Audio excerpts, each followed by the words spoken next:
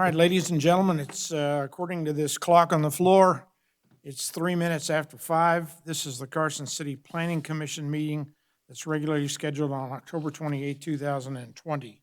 At this time, would you call the roll, please? Chairperson Borders, Present? Vice Chair Doors, Here. Commissioner Eswine, Commissioner Perry, Here. Commissioner Preston, Commissioner Tingle, Commissioner Wiggins. A quorum's present. Thank you. Would you all at this time rise and join me in the Pledge of Allegiance? And there's a flag over there. I pledge allegiance to the flag of the United States of America and to the republic for which it stands, one nation, under God, indivisible, with liberty and justice for all.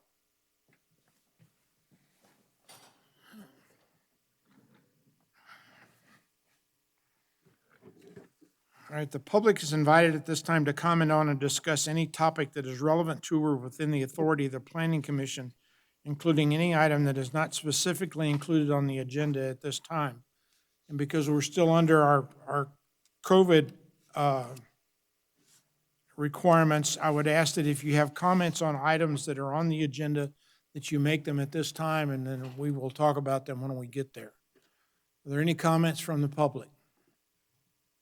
It looks like we have one caller, Mr. Chair. All right. Caller, when you hear the beeps, it is your turn for public comment. Please state your name for the record. Hi, my name is Matthew Wilkie, and I'm calling in regards to the special use permit for the asphalt factory. In regards to that, I'm just calling to say that I'm very thankful that the state is currently shut down their operations. Since the operations have been shut down, the air quality has been fantastic. There has been no issues with breathing going outside. It's been fantastic. So I would encourage, even though they are currently not allowed to be operating currently, to go forth with revoking the actual license and permit going forward. It's been proven since when he doesn't operate, the air is great. So the factory owner's further proven that he doesn't follow rules and regulations. So that's where I stand with this, and I hope going forward that it's been proven that him not operating is best for the community. Thank you so much. All right. And Mr. Wilkie, would you spell your last name for us? Yeah, of course. It's Wilkie. All right. Thank you very much for the call. Thank you. Are there any other comments? There's no further public comment, Mr. Chair. All right. Thank you. For possible action, approval of the minutes of September 30th and October 7th and the October 7th workshop. Are there any additions or corrections to the minutes of September 30th?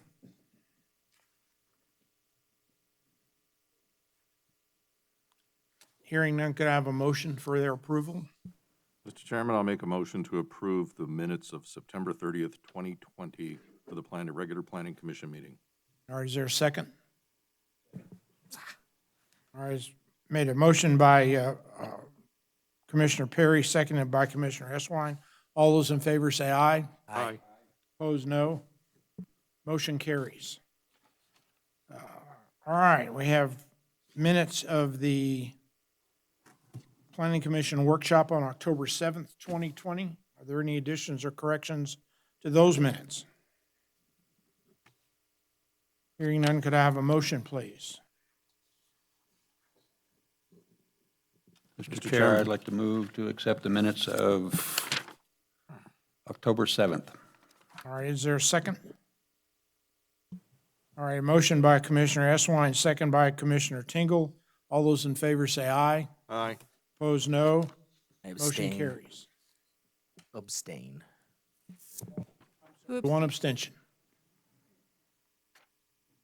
Who was that, Vice Chair? Commissioner Doors abstained from the workshop minutes. He was not present.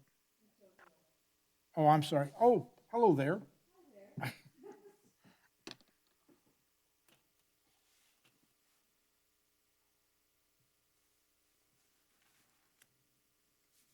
That's Commissioner Preston. Okay. Modification of the agenda. Items on the agenda may be taken out of order. The public body may combine two or more agenda items for consideration, and the public body may remove an item from the agenda or delay discussion relative to that item on the agenda at any time. There's no modifications. No to the- modifications. All right. Meeting items, E1 ZA 2020-0007. Discussion and possible action regarding the recommendation of the board, let me start again. Joe Biden moment.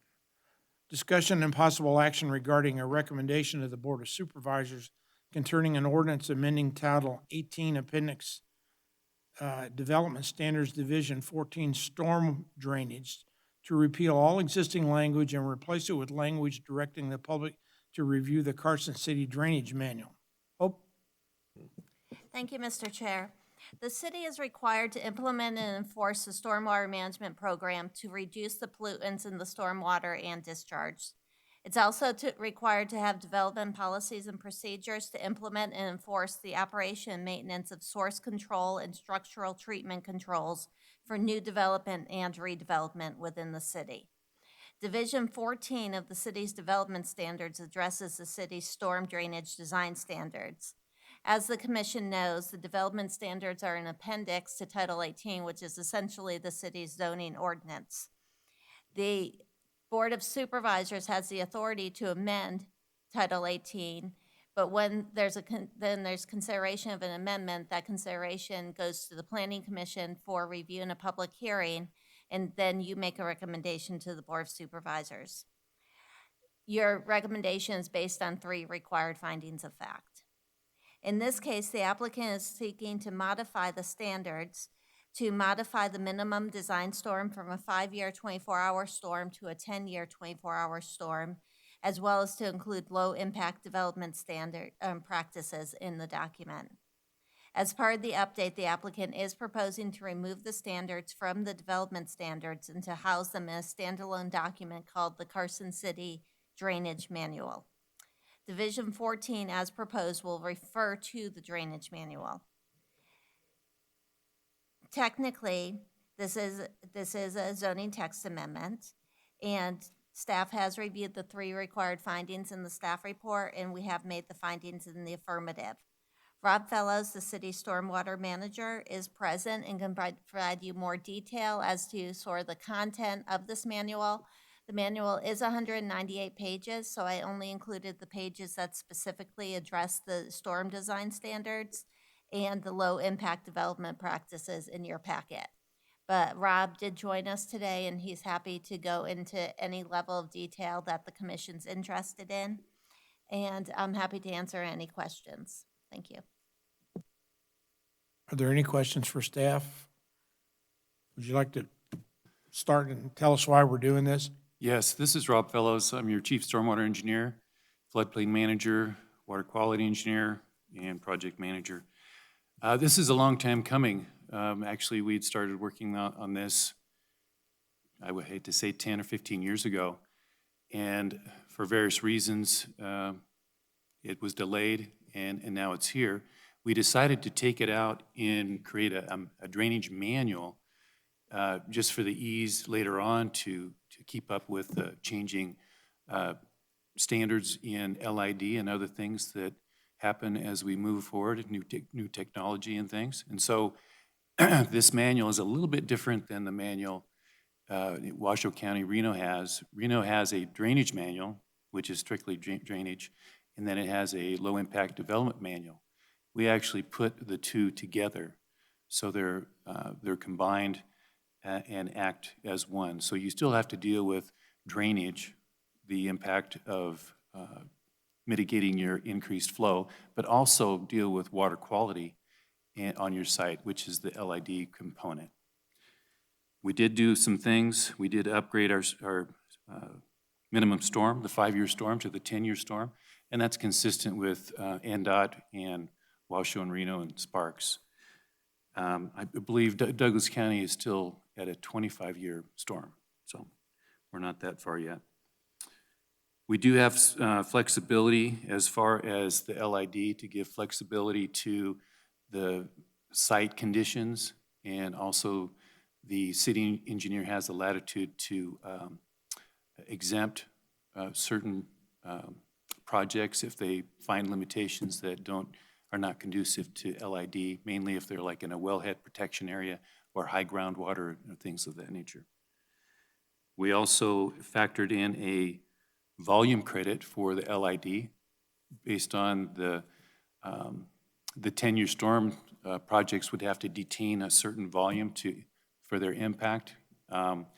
If they use the LID, they'd get some credit for that. So their facilities wouldn't have to be as big as if you separated those. We give a list of various LID best management practices for this area. There's a lot of them all over the place, but we picked ones that would fit this area. And then we also provided recommended maintenance. Oftentimes, private owners put in facilities, they don't really know how to keep them up, and so we give them some criteria so they would know how to maintain them, how to inspect them, how to know if they're working properly. All right, those are the highlights. I can answer any questions for you if you have some. Questions? Hi, Rod. Yes, I do have a question, Commissioner Perry. So I think I understand what's driving this. We have stormwater permits that are probably issued by NDEP's Bureau of Water Pollution Control, right? And if I understand this right, we're going to take basically all of section 14 here that was in in our zoning code and just eliminate it. Right? There's several sections here that you made changes to that I can see that I read through, and it references the stormwater manual. So that will be the document that's the defining document for a developer to come in and look at what is required for stormwater when they develop land in the city. That's correct. And what is the mechanism? It says here that the stormwater manual, is that what it's called, the stormwater Yes. manual, right? Can Drainage be manual. modified from time to time, which is good. So what is the mechanism of how that is modified and accepted? So it would be similar to any document. You would propose the changes or the updates, and then either go through a committee, come back here. You could do that. You could. Those are the two basic ways of doing it. You either through a internal process through the city engineer, we could modify it, or you could actually be more formal and have it go back to the planning commission and amend it at that point. So you're saying that there's two mechanisms there. Well, there's two ways of doing it. I think this first run, we are pulling it out and doing a manual to make it easier so it doesn't have to be such a long process to do an amendment. There may be aspects that you would want to be more formal on, and ones that you could just, if there was like a typo or something that was incorrect, you could change those things. But if you're doing a vast change, you'd want public input and go through a process. So you say it's a 192-page document. I didn't try to look at it. There was just pieces of it that were in here, correct? Right, so it's divided up into different sections. There's the main part that was from 14 is still the same. It just incorporates the LID BMPs, and then at the very back, you have the appendix essentially that talks about maintenance and inspection. How was it developed? Is this something recent? No, this hasn't been recent. This has been in the works for years, and it's been kind of waiting to be done. In fact, I had it ready to go in like 2006. Believe that or not. And from at that point, we were changing so much. It was felt at that time that it was too much too soon, and so it was kind of shelved until it was the community was ready for it, so to speak. It always seemed that there was something that was getting in the way. We went through a few disasters. We had a downturn in staff reduction. There was always something that was interfering with having it going forward. So has it been adopted? Oh, many of these practices are being used in many different communities. Yeah.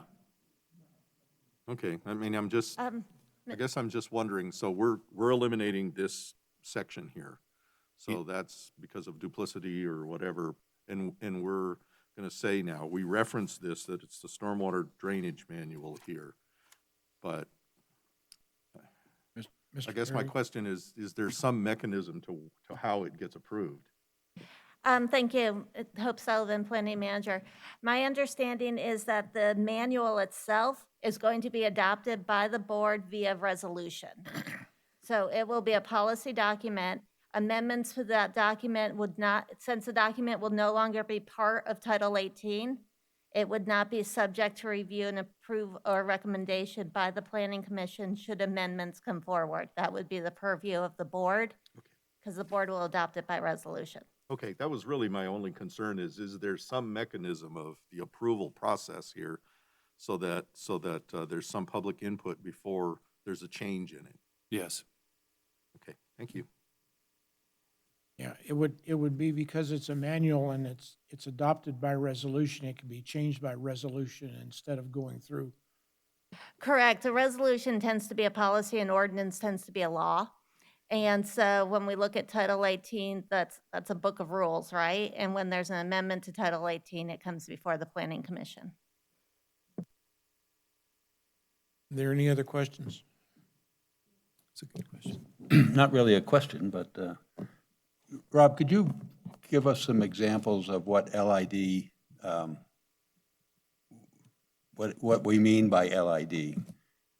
So low-impact development is the kind of the buzz phrase that basically says that a property or project is dealing with their runoff on their site through either some kind of detention, infiltration, or a combination of that. And so they're not sending everything, into the street, into the storm drain. So they're actually taking care of their number one, impact is pollution on site. And so oftentimes you get that first flush, and that's where all the grime and things, off our cars and so forth gets into the system. And if that's taken care of on site, then it not only frees up capacity in the system, but it's taking care of that water quality aspect as well. Years ago, we did a little LID out here in the parking lot. So when this side yard here was changed into a parking lot, we put in basically a sand filter, so the runoff from the parking lot goes into that area where the rocks are, and that's a filter, and then that's tied to the storm drain. So that's an example of an LID that's right here on this site. Commissioner Preston? I think that I have a problem with using the acronym LID because to me, LID is Land Improvement District. And so when I hear that acronym, that's what I see, and that kind of gets me thinking, okay, what's going on? I think it needs to be clarified more that this is a low impact, that you're basically looking for people to put in retention ponds, swales, that type of thing in order to mitigate any kind of water. The other thing that I have on here that's kind of concerned is when I look at I actually sat on a committee up in Washington State that went for 9 months with over 60 state shareholders on it. And we were talking about storm drains, septic sewers, retention ponds, detention ponds, on and on. So when I look at a ending sentence on page 5 that says, if the owner or developer fails to maintain said facilities adequately, Carson City shall, and nothing. So I look at it and I want to know what Carson City should do.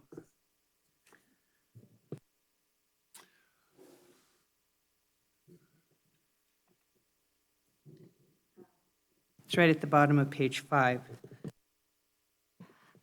Rob, I gave them page 5 because that included information on the LID, but the low impact development, Oh. but not page 6. So okay. she doesn't have page 6.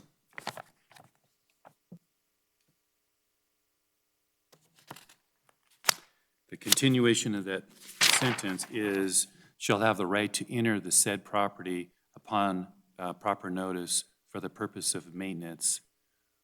All such maintenance costs shall be assessed against the owner. So what happens if, and this also is followed up in our erosion control ordinance, is that when we have these facilities, we want them to work, and if they're not maintained, they don't work. And so we often go out and meet with people and go over their system, how to maintain it, what to look for. But what this does is if there's something that's really grossly not working, then we would go in and with proper notice, we would go in and fix it. And then they would be charged for that expense to get that back into operation.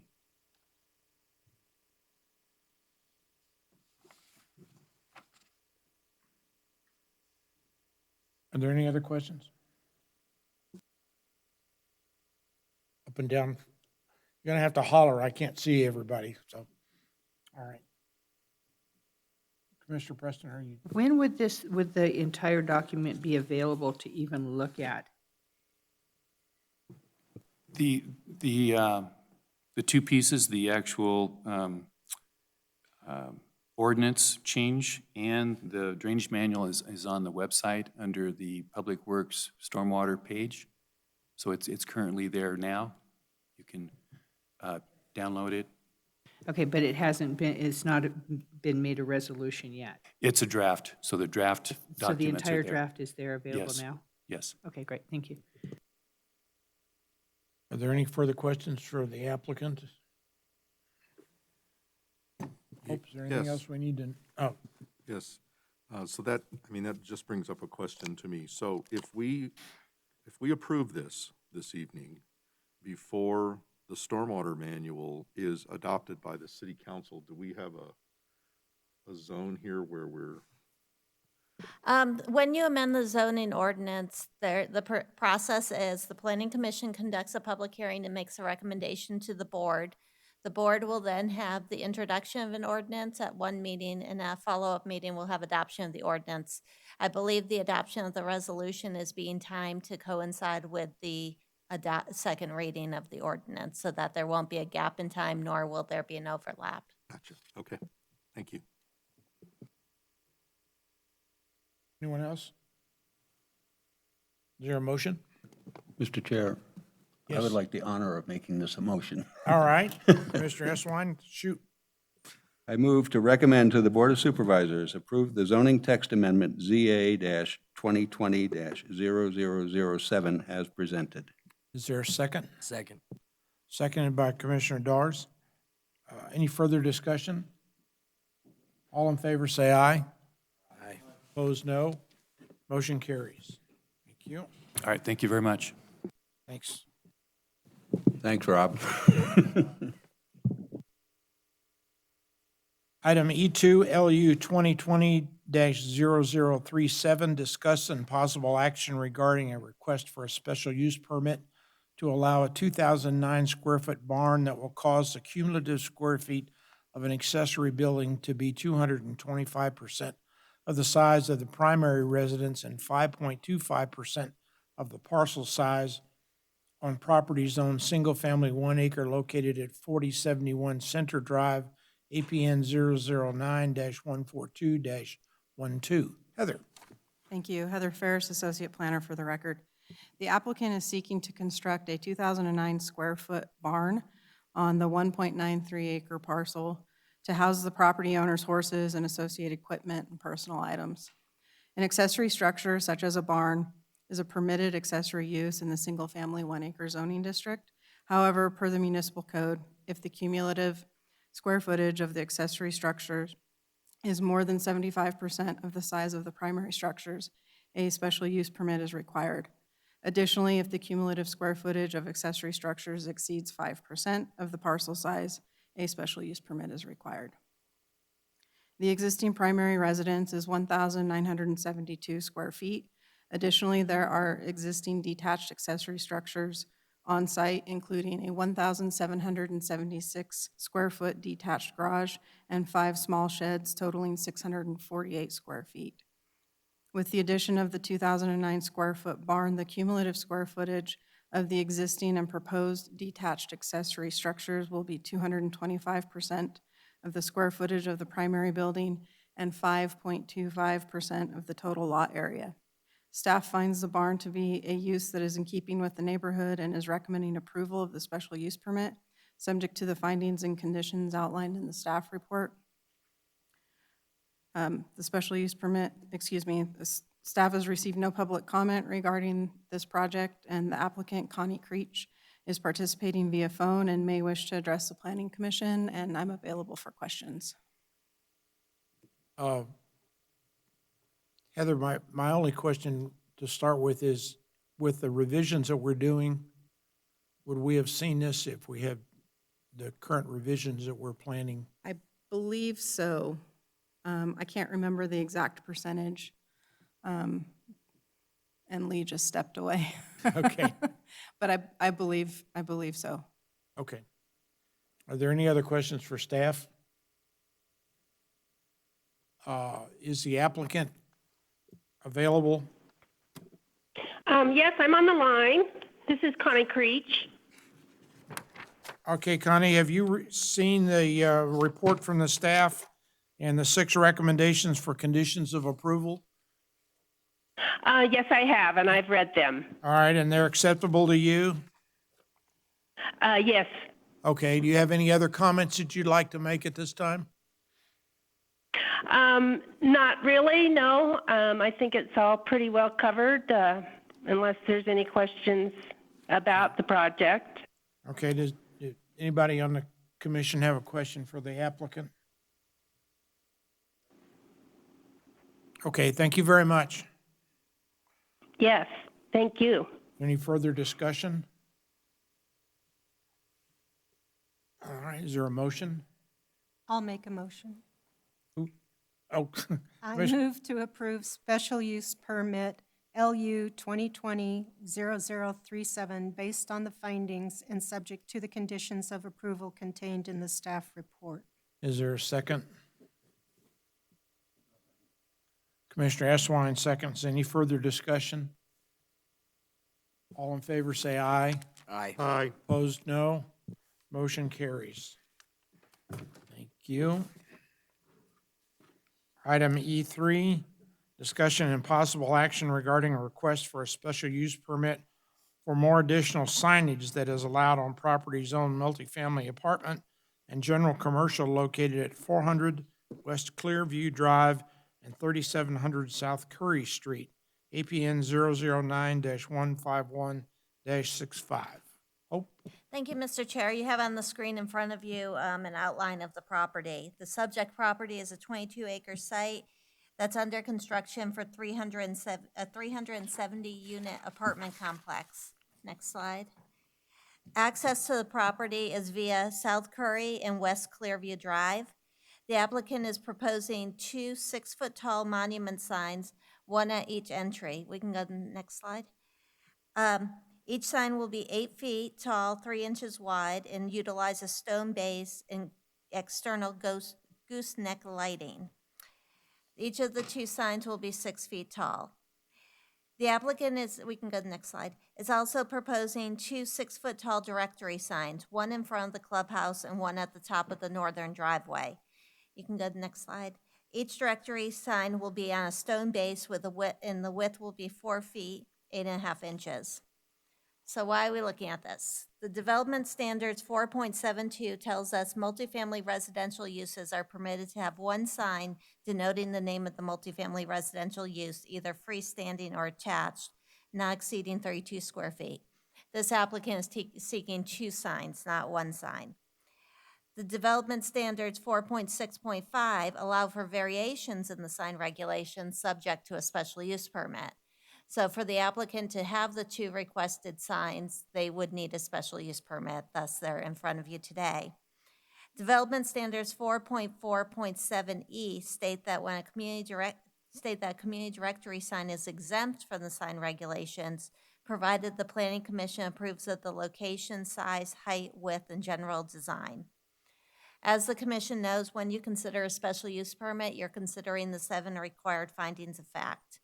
Given the size of this project and the 2 points of access, 2 signs make sense, and staff has been able to make the 7 required findings in the affirmative.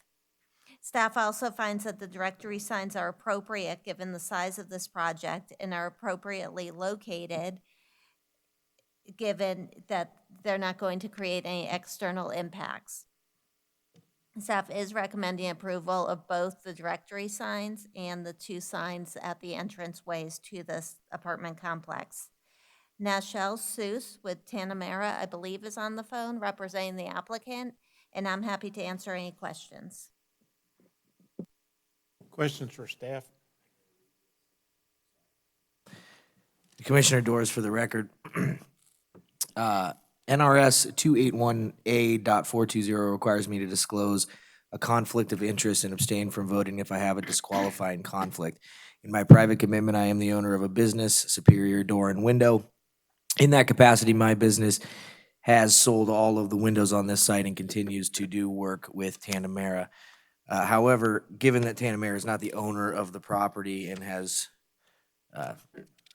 as contractor no significant interest in the sign itself and is just the applicant on behalf of the owner, I see no significant pecuniary interest with my company's status, and I feel that the judgment of a reasonable person in this situation will not be materially affected. Therefore, I believe I have no disqualifying conflict, and I will be voting on this matter.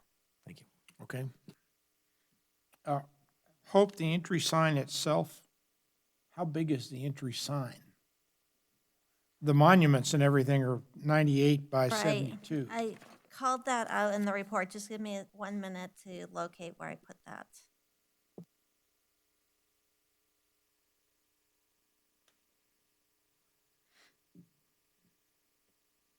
My recollection is 12 square feet, but I need to verify that. No, they can't be right. The sign itself, the overall height is 6 feet, but if we can go back to the entry sign. No, I'm talking about the entry sign, I'm sorry. Right, I know.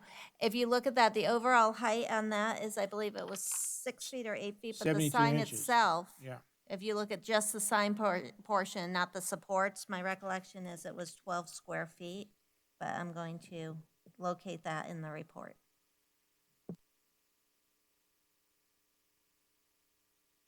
okay, well, my point was, that I was getting to, is the requirement says this sign typically, if there was a single sign, could not exceed 32 square feet. And I guess my question was, did this sign in itself come close to 32 square feet? You're telling me it doesn't. On page 5 of the report, in response to finding number 2, I write, the sign will not create objectionable noise, vibration, fumes, odors, dust, or physical activity. The entry sign is roughly 2.4 feet by 5 feet, yielding a sign area of approximately 12 square feet.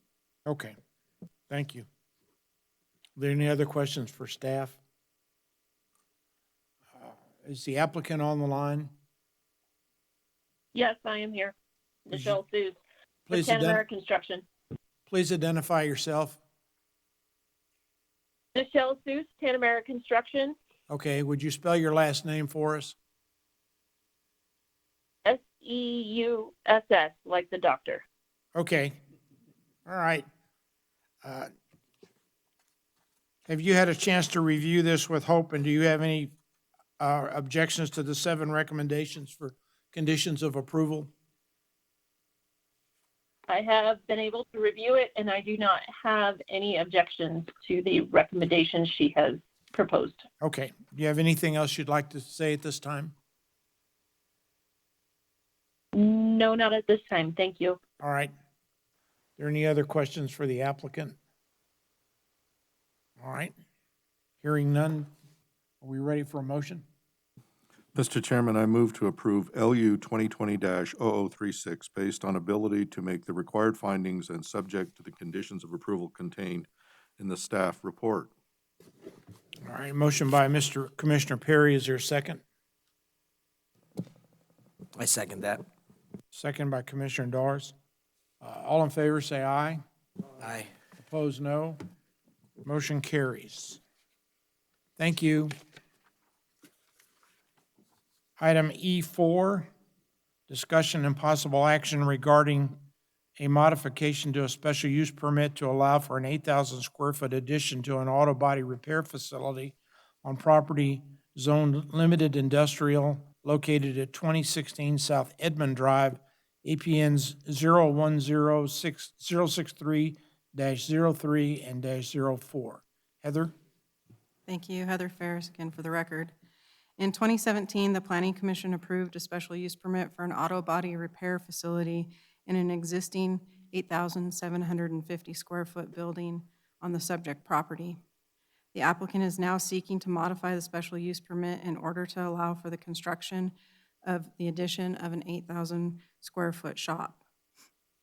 The paint booth, office space, and restrooms will remain in the existing portion of the facility. All work, including painting, currently takes place inside, and this will continue with the proposed addition.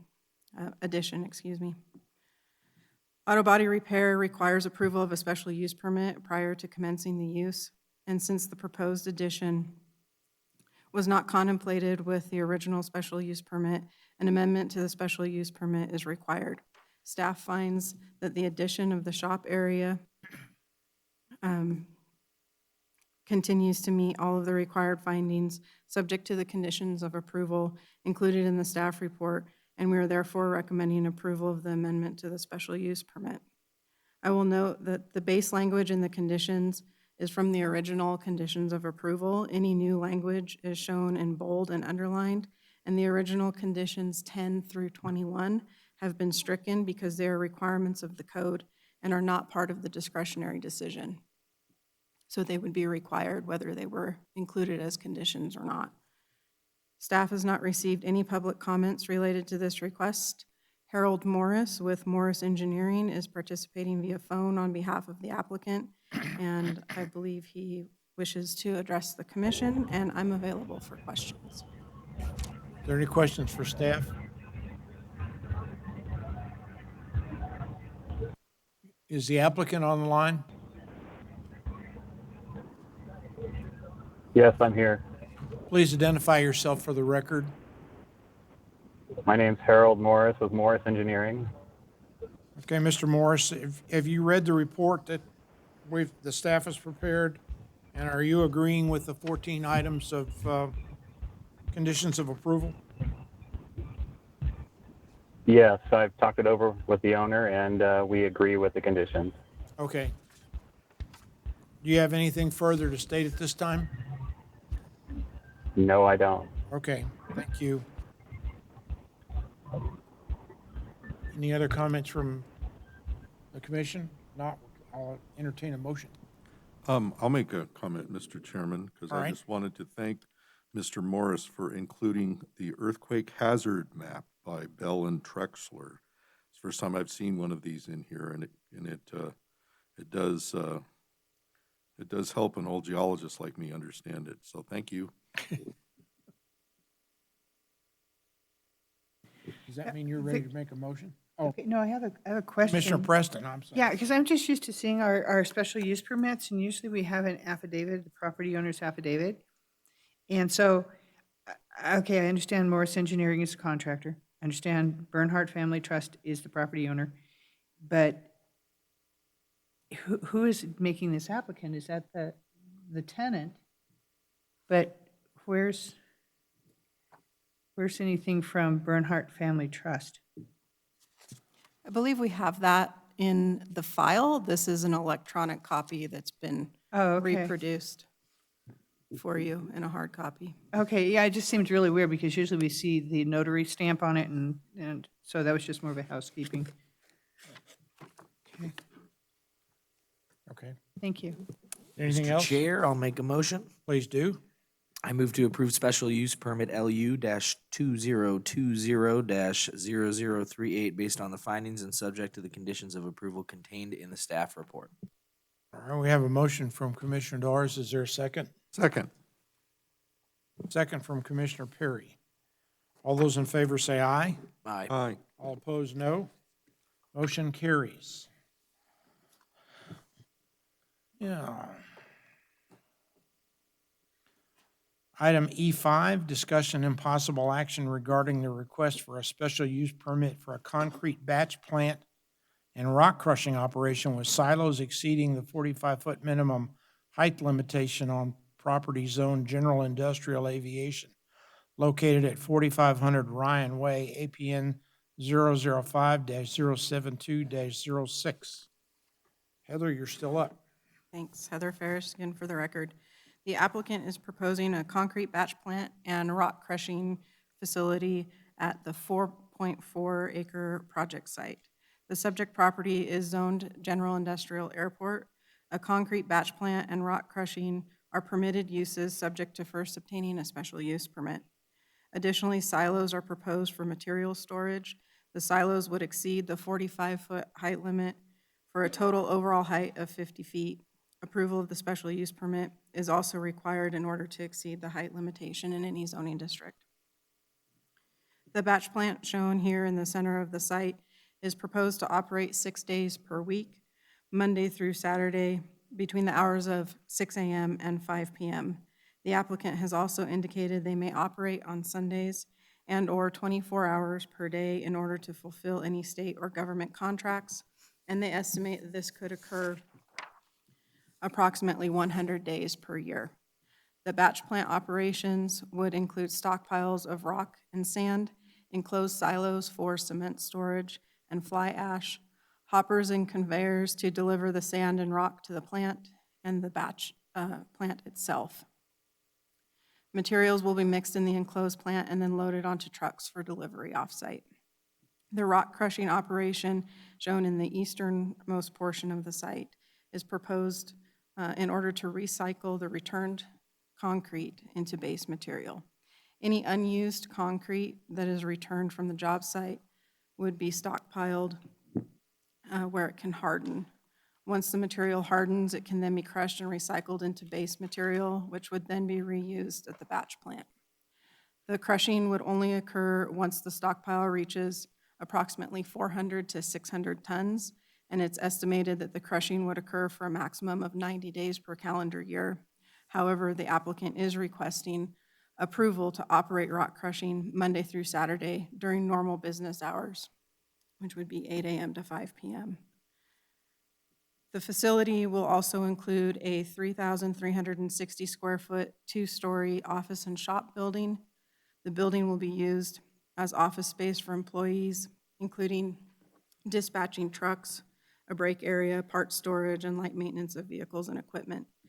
22 parking stalls are proposed to be provided north of the office and shop building. The site will also include washout pits for drivers to clean their trucks, silos, conveyors, material stockpiles, storage containers, and a vehicle fueling station.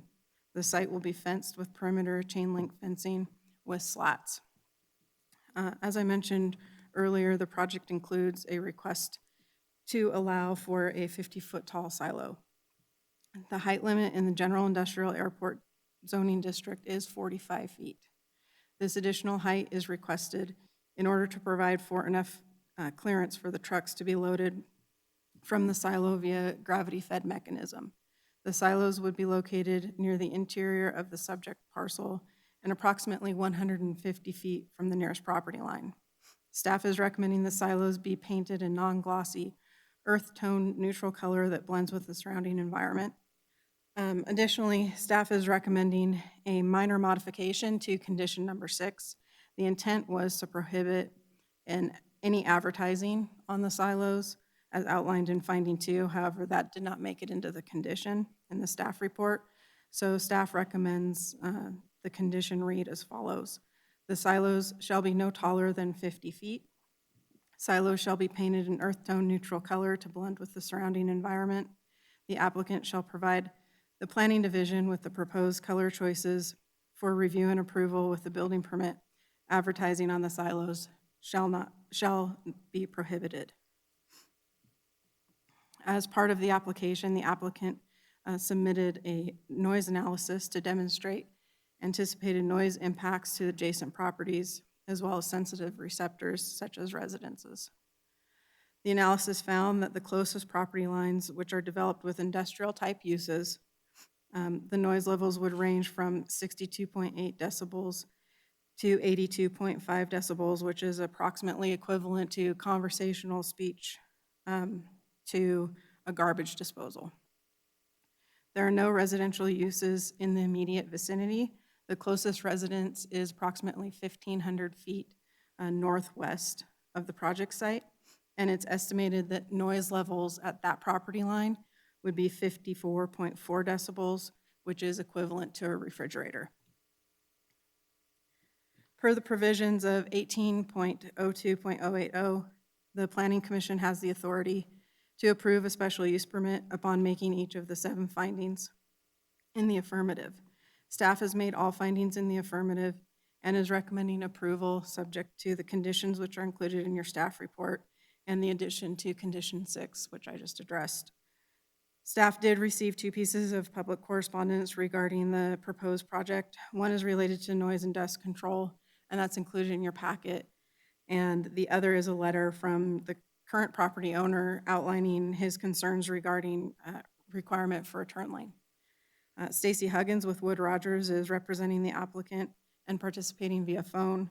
But first, Stephen Pote with Development Engineering wanted to speak to a couple of items related to the project.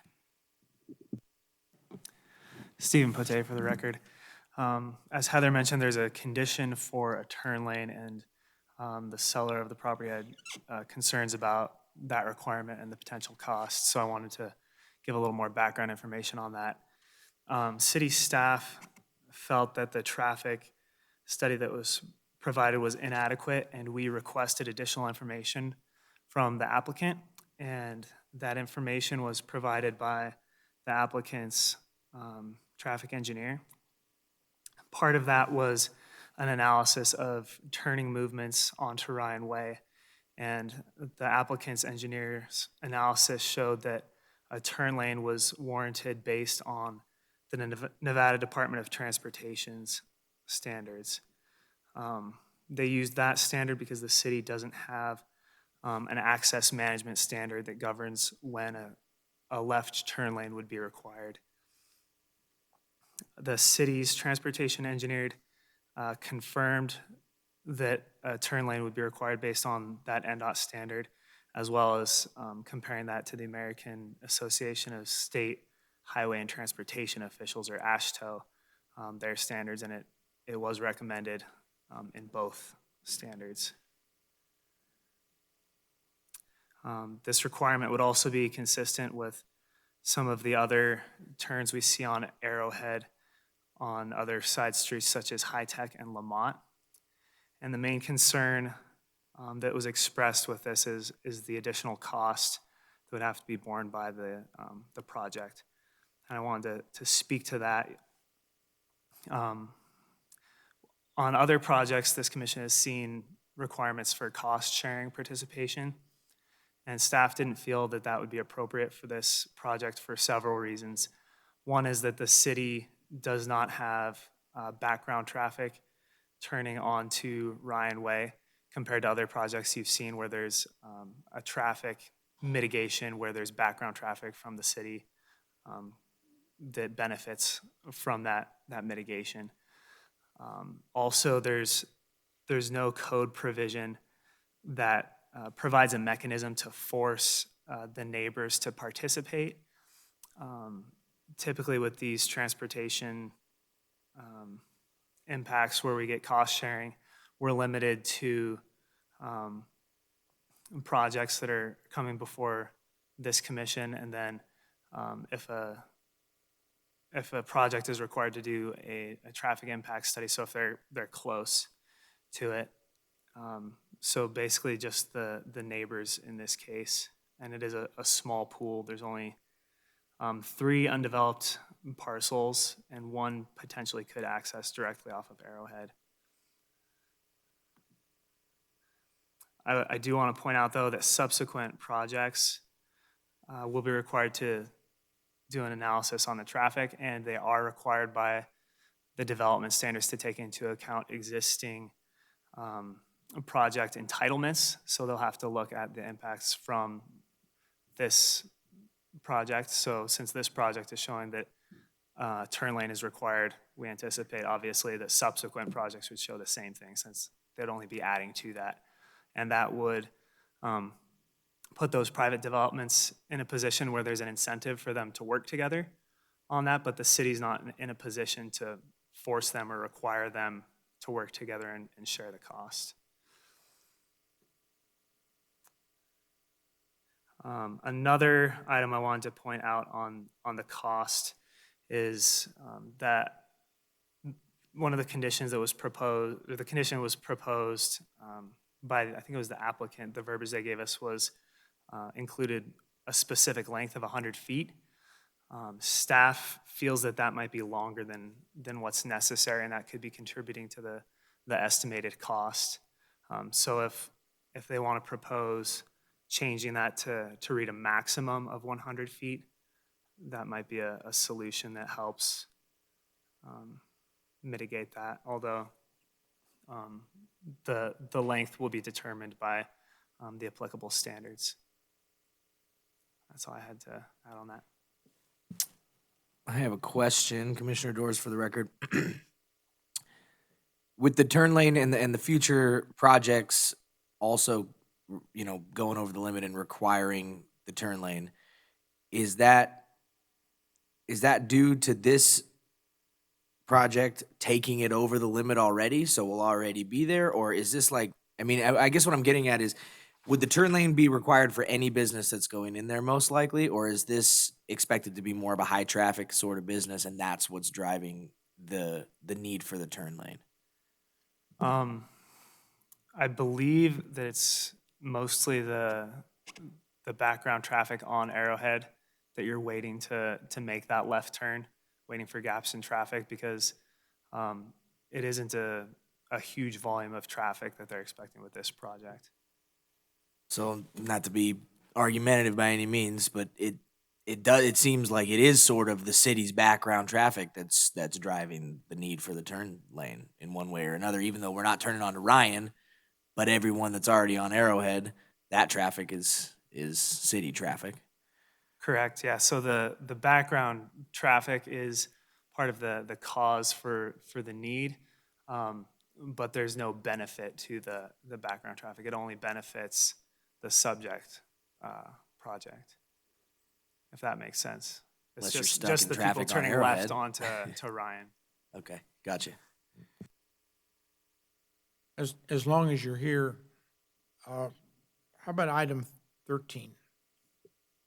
It would seem to me that if Ryan Way is going to carry, 50,000-pound concrete trucks 24 hours a day, that street standard needs to be something other than maybe a rural standard, and it needs to be all the way up and down Ryan Street. Because it's ultimately a city street, correct? Mm-hmm. Correct. And then what happens when half of it starts to go, or because of the sheer volume and weight of the only thing that's going to use that street, which are the concrete trucks? It would seem like to me I would rather have Ryan Way paved correctly than a turn lane if I had my choice, but I don't know that I do. But this doesn't seem like it is going to be a good solution for a long time. So we're anticipating that too, and I'm glad you called that out. So number 13 is specifically speaking to the dimensions of the asphalt, so the roadway width. If you Okay. go down to condition 15, it talks about the subgrade and pavement design, and some additional design going into that, because we had the same concern that our standard pavement section might not be sufficient for the additional weight that pavement section needed to hold. What is the width of half a rural street section? According to this blueprint, or what they've provided us, it looks like 28 feet. And I don't necessarily know that that's correct.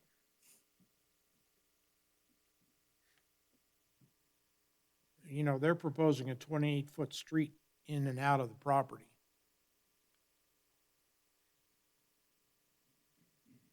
Sorry, bear with me.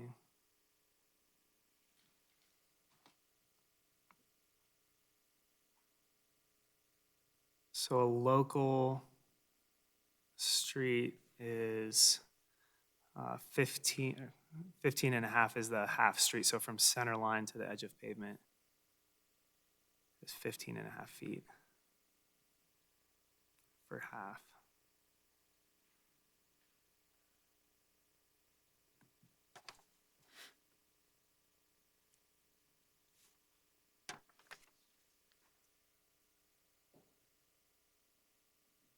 I'm just trying to figure out how wide the street's gonna be.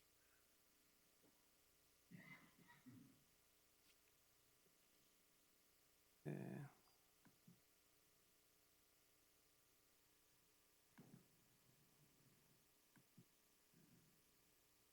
Sorry, bear with me. I'm pulling up another standard detail. I realized I was looking at the wrong one.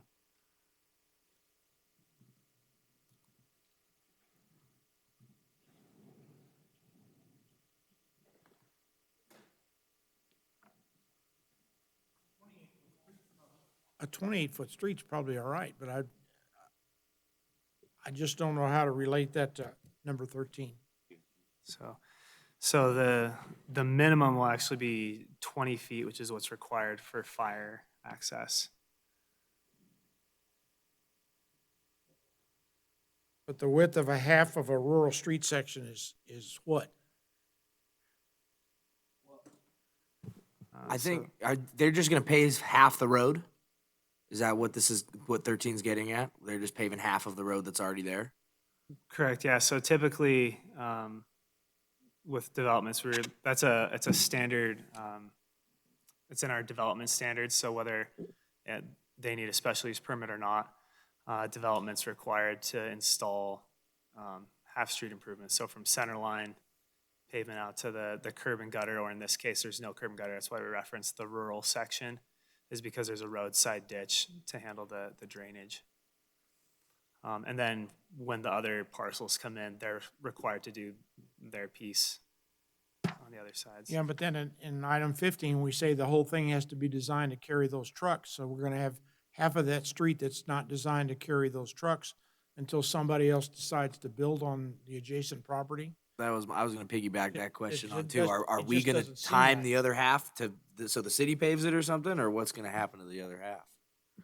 So the rest of the pavement would be done when a project comes forward, and we would require them to match the existing section that was done by this project, unless there's reason to make it Just- larger. It doesn't, and that almost completely negates the reason for item 15 then.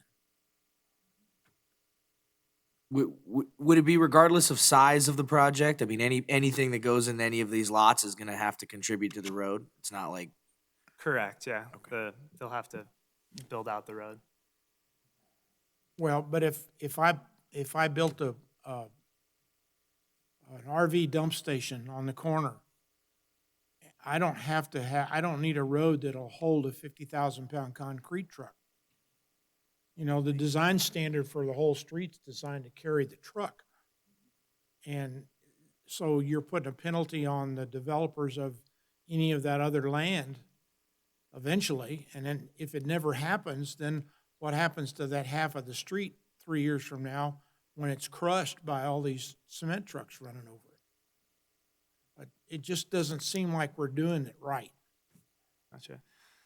So the thought process there is that you would want, when the street's fully built out, you would want a consistent section across, because, you know, your traffic's gonna move over and use the whole width, obviously. Absolutely. And so we would try to make applicants aware, if they come to us ahead of time of that difference, that it is a thicker section that we're anticipating.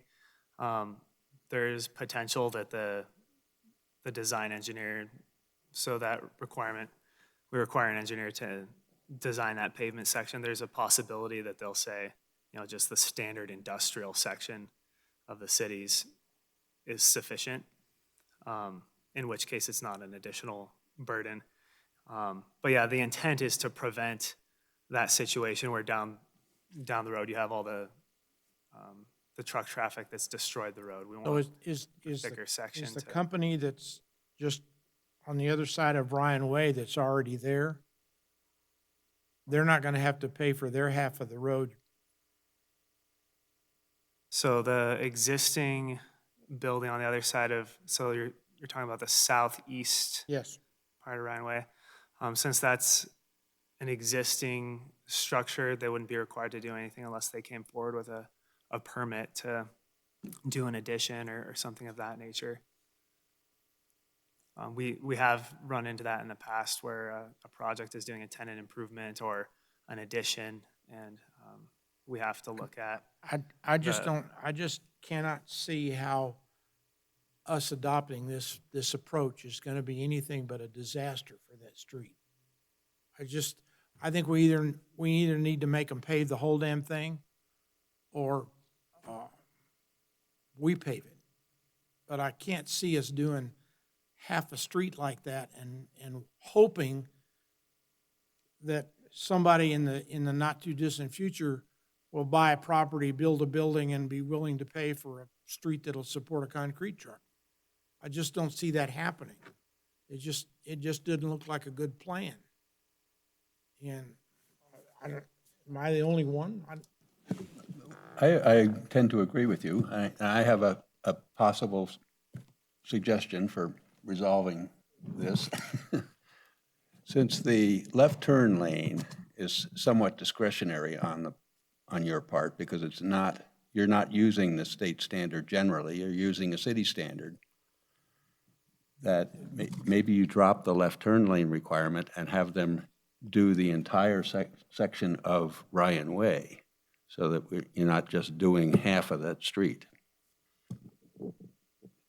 Just to kind of add to that too, about what we talked about earlier, I know it's not by the book maybe benefiting city traffic, but you know, with that left turn lane, it sure benefits everyone else that's not turning left there to not have to wait. So it does, I think the city does bear a little burden, to be honest with you, if there is a left turn lane required there.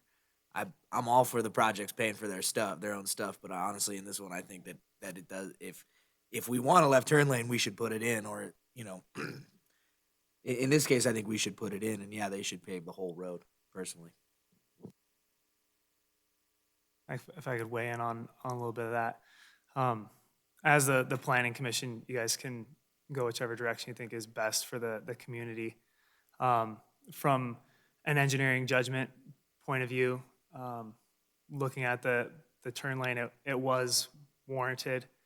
So that's why we put it in there, just because it meets that threshold, and you know, for traffic safety, whenever you see one of those warrants met, we typically go with you know, what the standard says. And then as far as the half street versus whole street, were this a larger parcel and not one that had been previously subdivided, which this one was, you could end up with a similar situation where you have a long driveway, which is essentially how that's going to function. You'll have one business at the end of that right-of-way using a 20-foot wide pavement section as if it were a driveway. And then at the time that somebody else comes in, they'd finish out the road, and you'd have the additional traffic from multiple businesses. But just some food for thought. And I would tend to agree with you on both of those if it wasn't a concrete truck. And we put a condition in here that says Ryan Way is now going to be done to meet the design of that heavy truck traffic. So we're putting hope. Mr. Chair, if I can just frame this conversation according to the findings, because I want to just make sure the entire commission is focused on the findings. I'm also aware the applicant is over on the sidelines waiting to participate as well. Finding number 3 talks about that the use will have little or no detrimental effect on vehicular or pedestrian traffic. So when we start talking about that turn lane, we're talking about whether or not the use will have a detrimental effect on vehicular and pedestrian traffic. And I believe the staff's recommendation is based specifically on that finding. Finding number 4 states in part, will not overburden existing public services and facilities, including public roads. I think, Mr. Chair, that's the point you're getting at in terms of this is a public road. Is this use, it's a special use or a conditional use, going to overburden a public facility, i.e. a public road? So I just wanted to point out to the commission, the issue of vehicular traffic is a different finding than the issue of overburdening public roads. So I just wanted to frame that for your conversation. Thank you. So, Hope, does that mean, just to be very clear, it seems like we have to pick, right? I mean, we can't make them do everything. We can either go with what's made, we can, with what's on here, we can change it one way, or, I mean, but I think the Lee Plemmel Community Development Director, I think might frame a little bit, going a little bit further, kind of answers that. It's not an either or picking. Their recommendation is following what the code says now. It's a good discussion as to if that's the right way to do things in Carson City, but Carson City Municipal Code says when they develop, they do their half of the street. That half of the street has to meet minimum widths for fire access and that. So that's the requirement, and the turn signals related to the findings and the traffic. but by the same code, if it, or, by the findings of fact, if it impairs the public services, which is the other half of the street, if it's a detriment to that, then we're supposed to reject it, is what I'm understanding. I'm not sure that's what you said, but the half street still has to be of a width for emergency, to be adequate for the access, which it is in this case. It meets the fire width Well, in sure. and out like a driveway. And your decision is on this applicant, and it's going to be, I'm sure everybody here realizes when the future development comes in and it's only a storage buildings and that, they're going to have that discussion, and it's going to be a discussion the city's going to have at this time. But I don't think you're not going to solve that tonight as to what width, who bears the cost, and how that road is paved. That's going to be a discussion for when that development comes in. So your discussion, again, coming back around, you're framing it for this. Are they meeting, first of all, are they meeting the standard? I think it's good discussion, should they solve the problem that may happen when the future development, but that's not how the code is So, written for engineering standards right now. to clarify that I'm understanding this right, you're framing it in such a way that basically, if we don't like that they're only going to pave half the road, we shouldn't force them to pave the other half. We should just deny it, or whatever we come to, but we shouldn't maybe force them to do the other half because that's against city code. Essentially, what you have are 7 findings of fact that you need to make in the affirmative. My comment was primarily to frame those 2 specific findings because there started to be discussion about, well, how about if we don't have the turn lane and instead they improve the entire road? Well, in my reading of the code, those are 2 different findings. And if you forfeit one, you may be, do you know what I mean? So that was my concern. I think you as a commission have to hear from the applicant. And it looks like engineering may have more information for you, but I didn't want you to jump on one bandwagon and sacrifice another, if you will. All right. Is there any, Understood. Thank you. Commissioner Esplin? On the traffic analysis that was provided in the application, what is the existing level of service, and what would the level of service at that intersection be after this development? I'm not prepared to answer that off the top of my head. I can look through the study, but I believe that might have been some of the additional information that we asked for was level of service at that intersection. So my question is this going to degrade it? To what degree is this project going to degrade level of service at that intersection? So currently, you have, without the left turn lane, you'd have vehicles trying to make a left onto Ryan Way, and they would have to wait, and there'd be a delay there. I'm not sure if that would make the level of service outside of our standards. I don't think it would, because I never heard any mention of level of service when I was talking with our transportation engineer. That wasn't one of our concerns. It was the turning movement and the warrant on the turns. But the level of service is going to be affected by whether or not there's a turn lane there. Is that correct? So unless you know what the change in level of service is, how are you making that determination that they need that left-hand turn? Dan Stuckey, Deputy Public Works Director, for the record. So the left turn for these types of roads where you have big trucks turning, it's not just a simple traffic volume, that's part of it, but it's also that this is a big truck movement across that needs a pretty big gap to be able to make a left-hand turn, right? And because they need that gap, they're delaying traffic behind them, as well if they're waiting or trying to shoot a gap without a left turn, it creates a dangerous turning movement, right? So it's not just pure level of service at an intersection, it's more than that. And that's where the applicant used various different manuals to look at this intersection. That's where that left turn was triggered. Could you said that there were other left turn lanes on Arrowhead? Correct. High Tech and Lamont. And I can look at the map and see if there's any other ones. Those were the closest ones on Arrowhead.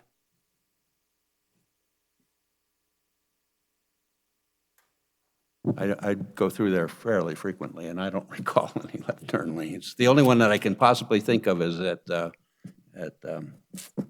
Arrow. Yeah.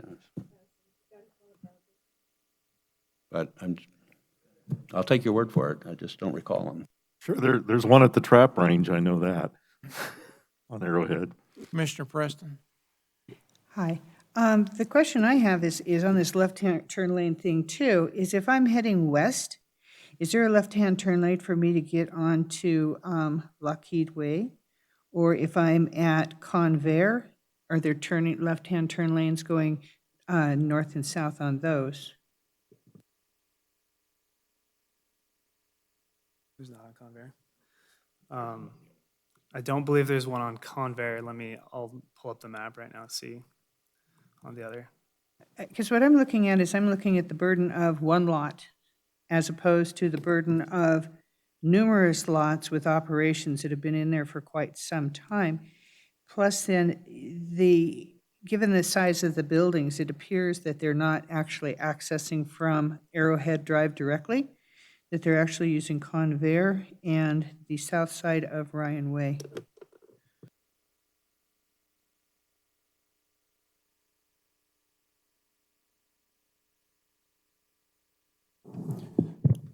I was going to pull up the map, but I think Steven's working on that. I know High Tech is a very similar scenario where you have, I believe it's High Tech, where it's a cul-de-sac type, where it's got a couple parcels off it.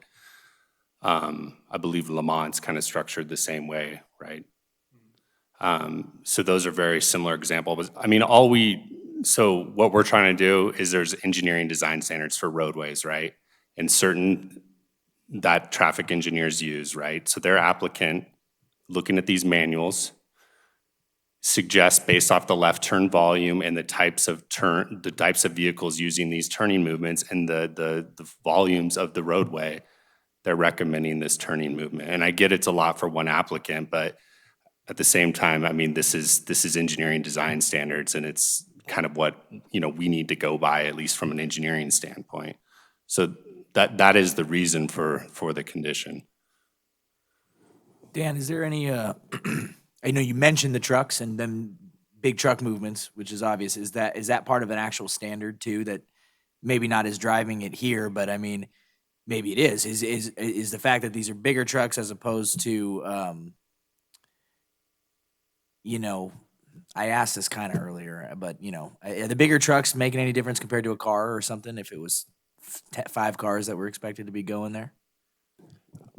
Yeah, so you think about a bigger truck, it needs a bigger gap, right, to make a turning movement. So they're going to have to wait to make that left turn much longer than a car would, or at least a bigger gap, right? So, but I mean, is that officially driving part of this decision? Or is that, I mean, I hear you and I agree. Yeah. Is that officially part of So I this? believe it's a combination of the traffic volume, the number of left turns, and the type of vehicles using the turn. Okay, so I mean, this is, the big trucks seem to be a pretty big, you know, I agree that it's that we should have a left turn there. Might disagree on who should pay for it, but I think it should be there. All right. Can we have the applicant?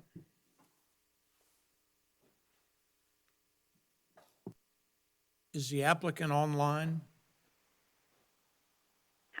Yes? Please Can you hear me? Yes, I can. Please identify yourself. Okay. This is Stacy Huggins with Wood Rogers. Okay, Stacy. You've been hearing all this discussion. You have your 2 cents you'd like to put in the pot?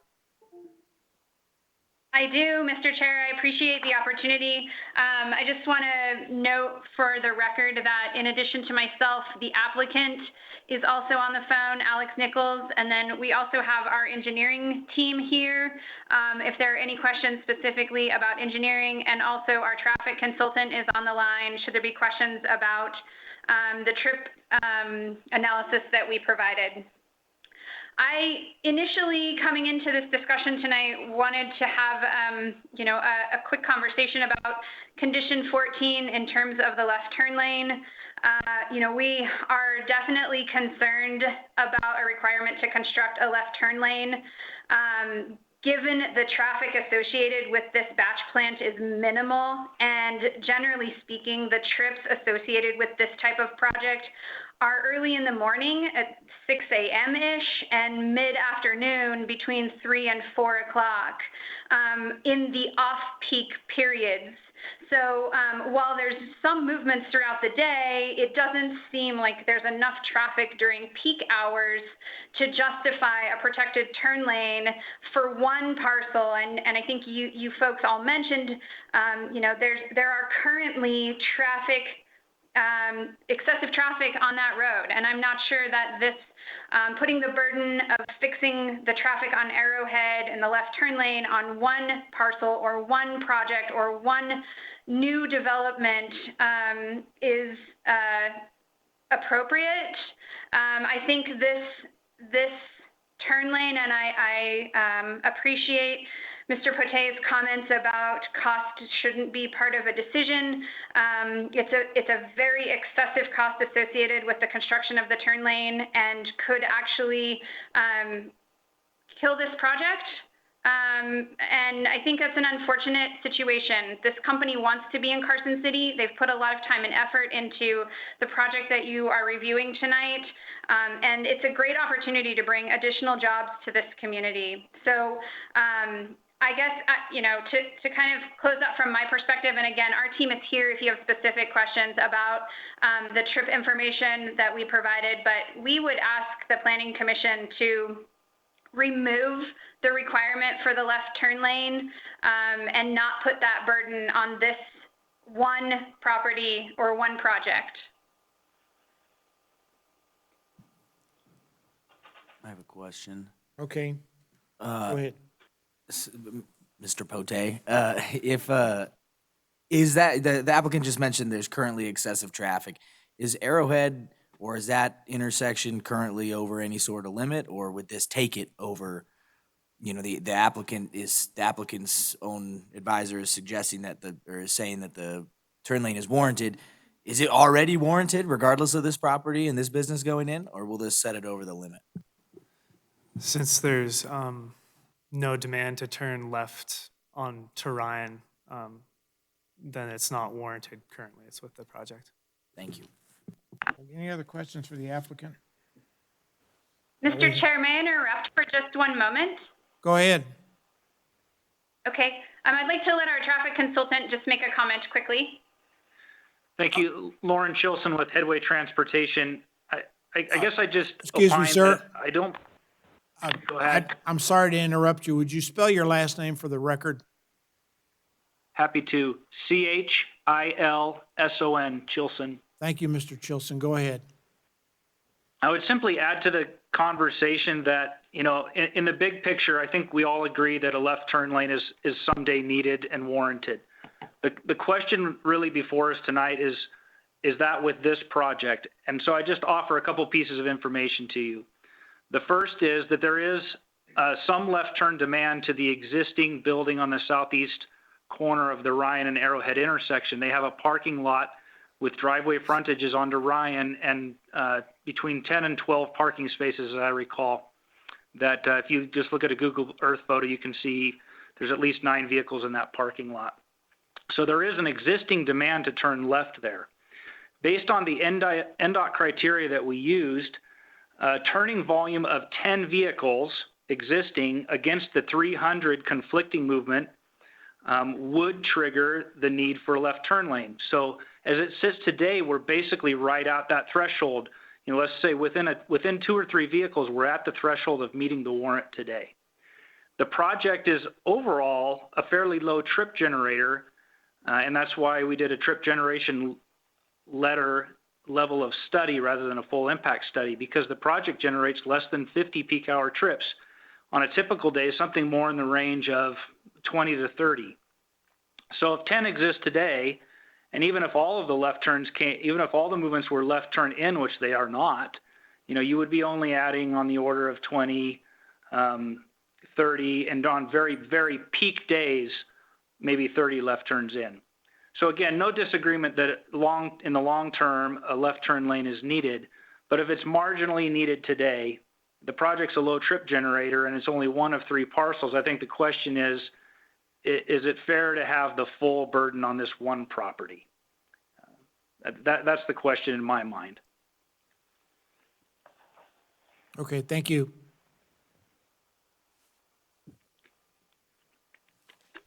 Mr. Preston. I have a question. It sounds kind of silly, but I was out there yesterday, and one of my questions is the trip generator peak time, when was that determined? Because one of the things that I noticed yesterday that I found kind of disheartening, but it has to do with COVID, is that 4126 and 4150 Technology Way were probably working at maybe less than 25% capacity. Those are the 2 large state buildings that are off of Technology Way, as is there was very little parking, if any, at the Harley-Davidson building. And both of those are big trip generators, as is Chromalloy. And so my question is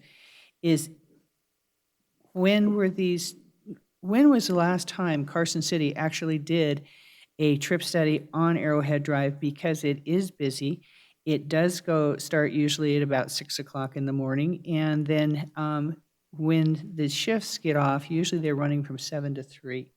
So I'm just kind of wondering, has the city looked at Arrowhead Drive? Because before they were giving away land in the 70s for this particular industrial area. This industrial area is now growing and it's starting to pick up and it's starting to thrive. Have we done any kind of advanced planning?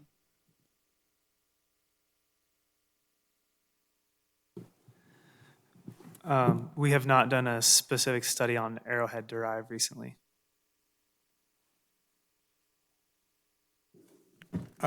Ms. Huggins, are you still there? This is Commissioner Borders. Yes, Mr. Chair. Yes. I failed to ask you before we started all this if you've read the conditions of approval, and with the exception of number 14, which you are currently objecting to, and the addition of no advertising on number 6, do you have any other problems with the conditions of approval? No, Mr. Chair. Aside of the conditions that you mentioned, again, that's 14 and the change to condition 6, we do not have any concerns with the conditions as presented. Can you accept condition 6 with the amendment? Yes, we can. Okay, so the issue is condition 14.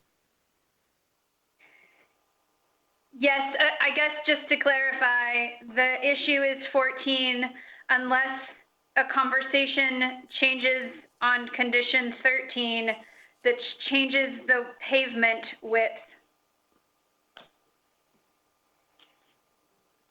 There was discussion by this commission about making that responsibility of the applicant to pave the entire road. I don't recall if that came off the table entirely, but Well, as that condition sits right now, we're fine with it. okay, well, it sits the way it is now, and if it changes, we'll give you an opportunity to speak. How's that? Okay, perfect. All right. That sounds great. All right, thank you. Any other comments from I have a question for commissioners? staff. Is the requirement for the advertising being prohibited, is that being driven by, it would exceed the sign standards in terms of size? Or if not, why is that being put on there? So we're limiting that, prohibiting that on something that's already in excessive height. So essentially, it could act as a billboard, whereas otherwise, other businesses in the area wouldn't have a similar opportunity. Thank you. Mr. Chairman, I have one question of staff and one of the applicant. This is Commissioner Perry. Go ahead. This is to staff. So this is in the airport zone here, and we're going to exceed the height limitation by 5 feet to 50 feet. Is the airport authority okay with that with regards to, the runway and so forth? Because this isn't far from the airport. Yeah, so I've been working with Ken Moan on this. He's the airport manager. He's reviewed this and provided recommended conditions of approval, and they've been incorporated here. So if you have any specific questions about any of those, I'll try to field those, but he has been consulted and his conditions have been incorporated. Okay, that answers that. My other question is for the applicant with regards to the aggregate plant. So when I look at your layout here and so forth, I'm assuming that you're going to haul in the material that you're going to crush on some type of a truck, and I'd like to know if those are singles or doubles, side dumps, or what's the intent there, because that's a fair amount of the traffic here. And then make concrete, or you're going to crush during day shift only, and there is a little bit of a difference here between what you've proposed and what the conditions here say with regards to how often you can run the crushing plant. But could you just describe the operation there of what's going to happen? Mr. Commissioner, if it's okay with you, I'd like to defer to the applicant who's also on the phone. Alex, are you able to chime in about how the operation works? Sure, absolutely. Thank you, Commissioners, for the opportunity to speak here. Just to give a little bit of clarification on the operation. So yes, material, rock and sand will be brought in on truck and trailer doubles to the facility to make the concrete. In regards to the crushing operation, typically when a concrete load leaves the site to a construction job and for some reason returns to the site because the concrete isn't poured, that concrete would be delivered to the back area or the area furthest to the east where the crushing is located. It would be stockpiled there and then entered into the crusher. And at that time, it would be used for base material back into the concrete process. So the only crushing here is really recycle of existing dried concrete, right? You're not bringing in material to make aggregate and running a crushing plant on a regular basis here. Is that what I understand? You're bringing in crushed aggregate and sand and batching it here with cement to make concrete. That's correct. And you're not going to have any asphalt mixing here, correct? That's correct. This is strictly concrete only, and returned concrete, which we, like I said, would be crushing as a recycling process. And everything's coming in. You're not going to mine a pit here, right? That's correct. This is strictly a concrete batch plant for manufacturing of concrete only. Okay, thank you. All right, sir, this is Chairman Borders. what kind of a schedule would you have then for the delivery of your sand and your cement? Was that once a week, once a day, once a month, under a typical operation? Typically on in an operation, you would have a couple of loads per day of cement, or a couple of loads per day of cement, rock, and sand in order to produce the manufactured concrete. Okay, so that's 6 more trucks per day. Over the course of a day, correct. And typically those are non-peak hours. They're typically not during peak hours. I'm just trying to get a complete idea of the traffic, that's all. Thank No you. problem.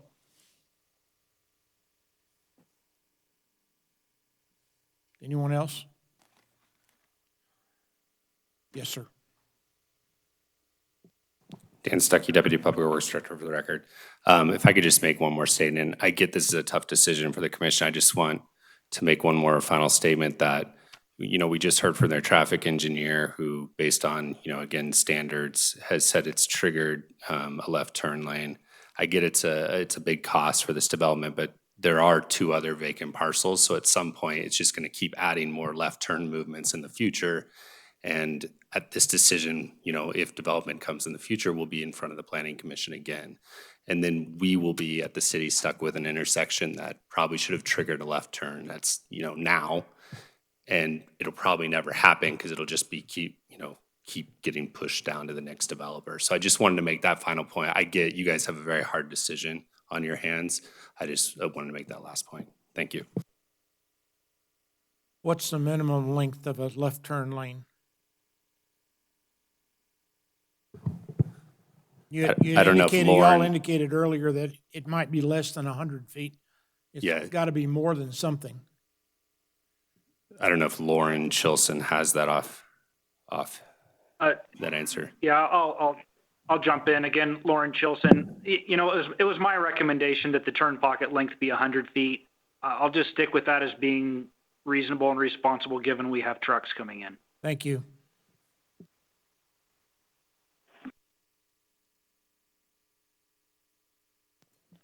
All right, let's bring it back to the commission then if we're done. Commissioner Eswine, you have another question? It's a question and a concern.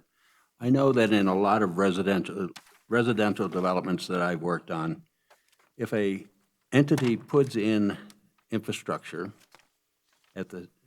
with intervening vacancies between their project and the existing infrastructure, that there are requirements that any new development between the existing infrastructure and the new has to contribute to the cost of that, what the original developer has done. That there's a fair share of development costs.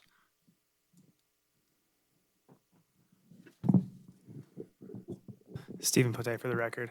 So our municipal code has the ability to create participation agreements for water main and sewer main extensions.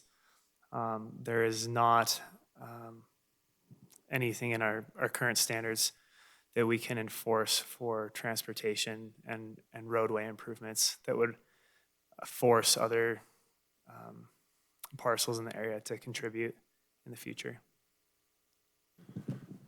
Well, Mr. Chair, I think that is something that we should look at when we, in our review of Title 18. Okay. Make a note. Well, if to take that to the next level, if you thought that this is 1/3 of the cul-de-sac, then they should be required to pay for 1/3 of the turn lane. Well, typically what happens is that the first developer pays the entire cost and then they get reimbursed. They get reimbursed, yeah. All right. Any further discussion amongst ourselves? I'll just say for the record, I mean, I do appreciate there's 10 or, 10 parking spaces, 9 vehicles in that Google Earth picture, whatever, let's just call it 10 there, but it's a big leap to what this project's gonna be seeing in peak hours. This project's gonna be seeing, 5 times that much in peak hours, more typically 20 to 30 per day is what we're seeing, which is still 2 to 3 times more than what's there. So seems like a big project. It is a hard decision, but and it stinks for the developers, but I guess my opinion has been changed. I think that I agree that the developer should pay for the turn lane. I also agree that they should be reimbursed in the future, but it doesn't seem we have a mechanism for that. In that case, are you prepared to make a motion? I'll make a motion. Commissioner Doors, for the record, I move to approve LU-2020-003 based on findings and subject to conditions of approval contained in the staff report, with condition 6 being amended to add advertising on silos shall be prohibited to the current verbiage. Is there a second? I'll second. Commissioner Perry? Any further discussion? All in favor, say aye. Aye. Opposed? Motion carries. Thank you, everyone. Thank you.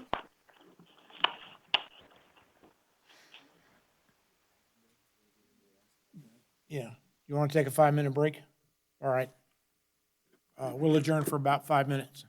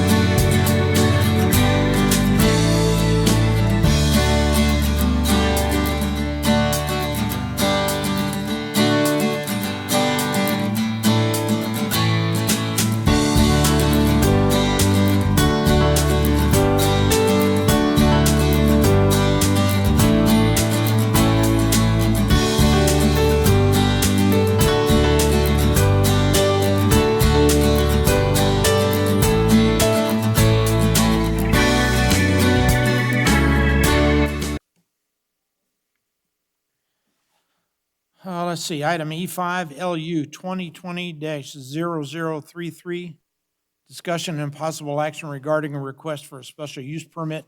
Oh, wrong one. I beg your pardon.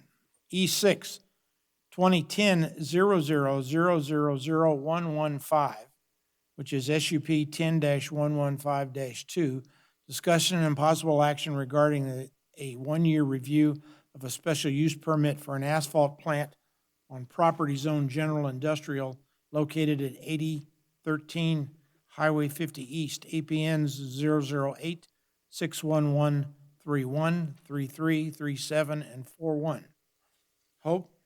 Mr. Chair, could we take E6 and E7 together, please? Certainly, I'm sorry, and E7 is 201000000115 for SUP 10-15-02, discussion and possible action regarding the findings of the investigation into special use permit SUP 10-115 and possible direction to staff to serve the applicant with an order to show cause why the special use permit for the asphalt plant located at 8013 Highway 50 East, APN 008-611-31, 33, 37, and 41 should not be revoked or re-examined based on the results of the investigation initiated by the Planning Commission on December 17th, 2019. Thank you, Mr. Chair. And again, because these are two separate items, it will require two separate actions. On November 19, 2019, the Planning Commission approved a modification of a special use permit for the asphalt plant. In approving the modification, the Planning Commission included a condition mandating a one-year review. In conducting the one-year review, the Planning Commission stated they would conduct a public hearing. The Planning Commission decision was appealed to the board. On February 6, 2020, the board referred the matter back to the Planning Commission at the staff's request so that the Planning Commission could consider new information regarding the regenerative thermal oxidizer. On February 26, 2020, the Planning Commission considered the new information and modified the conditions of approval of the SUP, but kept the annual review scheduled for October 2020. This decision was appealed to the Board of Supervisors. On June 4, 2020, the Board of Supervisors considered the appeal and modified the conditions of approval. However, the conditions of approval still included that the Planning Commission would conduct its annual review scheduled for October 2020. So that's what brought us here today. I've reviewed the conditions of approval, and I find them to be appropriate. I'm not recommending that you make any substantive modifications to those conditions of approval. However, I do suggest that we add a condition that another annual review will occur in October 2021. And with that, I'll refer it over to the Community Development Director for his report. Thank you. For the record, Lee Plemmel, Community Development Director. Hope went through quite a bit of the background on this special use permit application. And these are two separate items on the agenda tonight because they're really two different processes on a parallel track. There's a special use permit and its conditions and review. And then what she didn't mention that at the direction of the Planning Commission on November 19th of 2019, you gave direction to agendize an item that came before you in December 2019 to direct staff to conduct an investigation, which is the purpose of the second item on the agenda, to give that report to you. So I'm going to go through a little bit more on the background of the investigation and the show cause. You have the complete report, but for the purpose of anybody watching to kind of understand where we are in the process with this, I'm going to go through a little bit. Heather, could you go to the next slide, please? So you gave us direction under the provisions of this section of the Carson City Municipal Code under revocation under the procedures, but cause for revocation, there's a couple, this is included in your staff report, as I said, but a couple of things that could be cause for revocation of a special use permit is failure or refusal of the applicant to comply with any of the terms or conditions of a special use permit. So those are the conditions of approval I'll talk about. And any act or failure to act by the applicants or agents directly related to the special use permit, which creates or tends to create a public nuisance or is detrimental to the public health, safety, and welfare. So those are possible reasons for revocation of a permit. Then in the process, we're at the point where after an investigation that you've directed, if the commission determines that grounds for revocation exist, then you shall direct staff to issue and serve the applicant with an order to show cause why the special use permit should not be revoked. So again, in the end, that's going to be where, after considering this tonight, what your possible action is on the second item. So to those two things, the first was violation of conditions of approvals. The applicable conditions of approval for this special use permit are number 12, which addresses complying with the applicable requirements of NDEP Bureau of Air Pollution Control and Quality operational permitting. You have some information in your packet regarding that. Condition of approval number 13 regarding operating hours. The condition that's in, as it's in your packet, also shows the strike through of what this condition used to be. So I'll discuss this a little more, but know that the Planning Commission struck the portion of the condition that allowed them to operate outside of those hours for up to 30 times in a year. That was appealed, so that condition did not come into effect until their appeal with the Board of Supervisors was exhausted in January of this year. So they were, before January of this year, permitted to operate outside of the hours up to 30 times a year.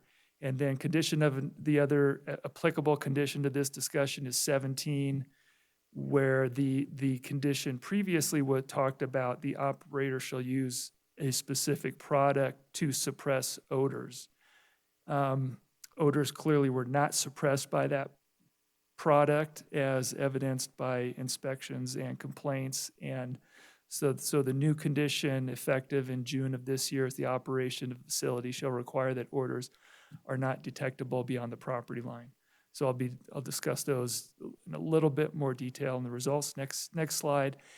And then the other portion, possible reasons for a revocation of a special use permit would be that whether if the use creates or tends to create a public nuisance or is detrimental to public health.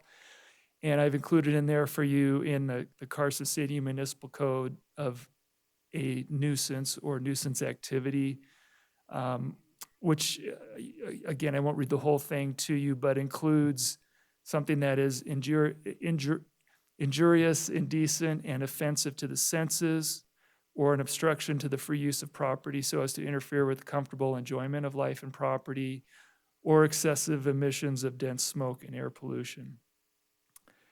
Next slide, please.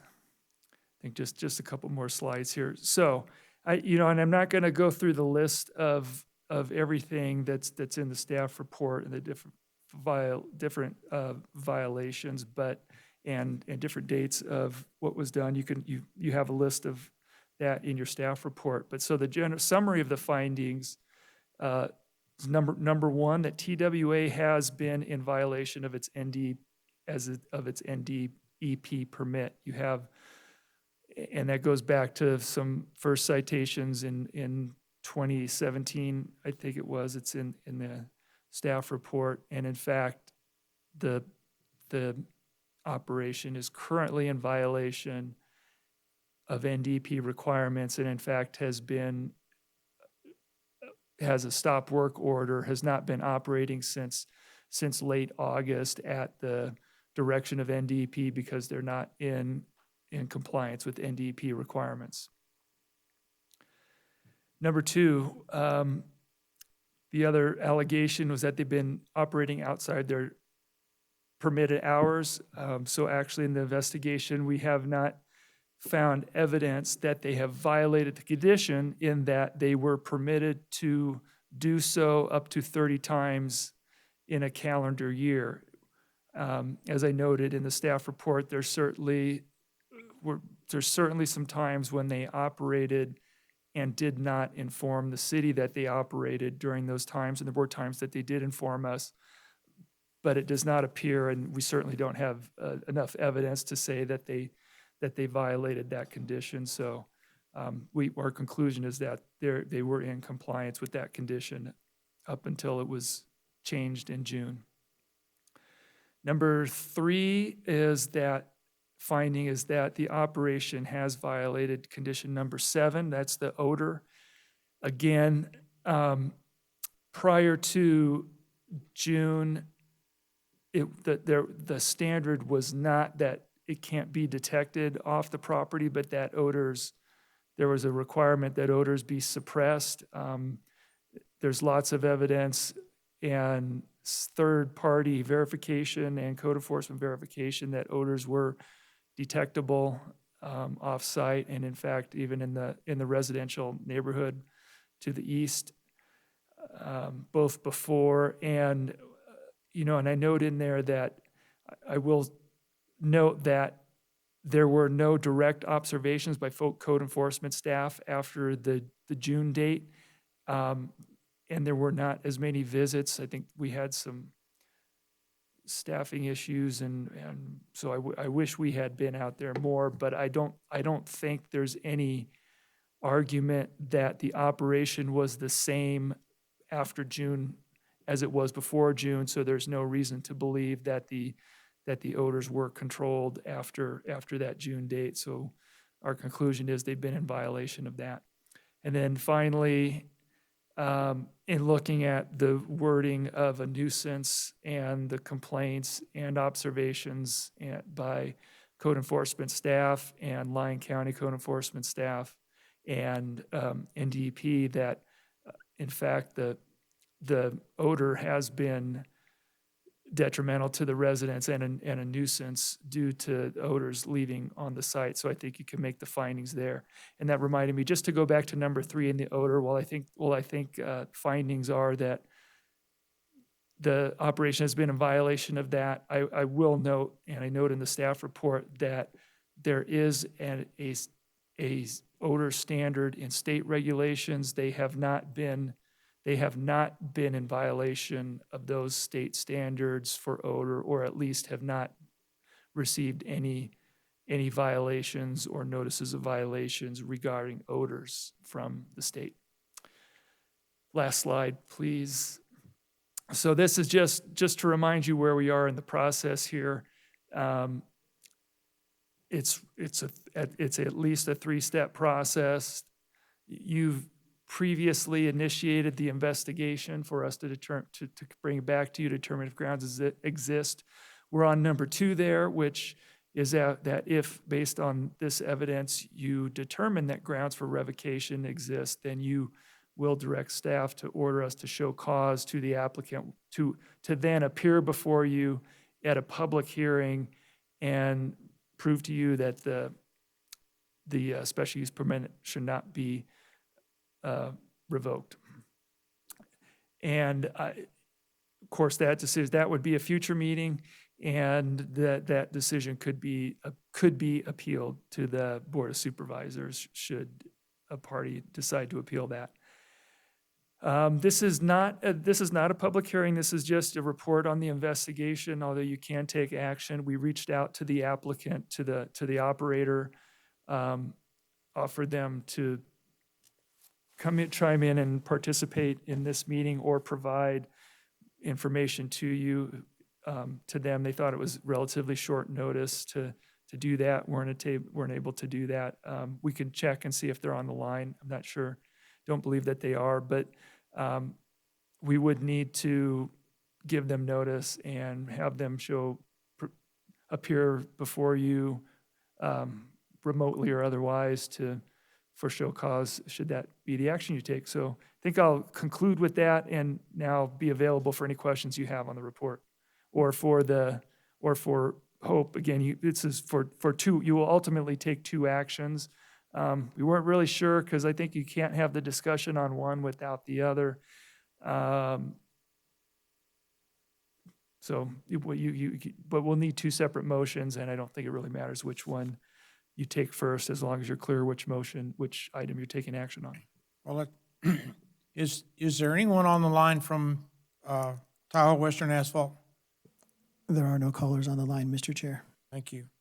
All right. Why don't we take item E6 first, because that's relatively simple, and then we can carry on with the discussion. Is there any questions to staff on E6, to what we're trying to do? Is there a motion? Mr. Chair, One? I move to accept the annual report and to modify condition 18 of the special use permit to state, number 18, this special use permit is subject to review in October 2021. In reviewing the special use permit, the Planning Commission shall conduct a public hearing, and the notice for the public hearing shall be consistent with Carson City Municipal Code 18.02.045. And is there a second? I second that. Second by Commissioner Dawes. Any further discussion? All in favor, say aye. Aye. Opposed? All right. Now on to item E7. Is there any further discussion with the staff?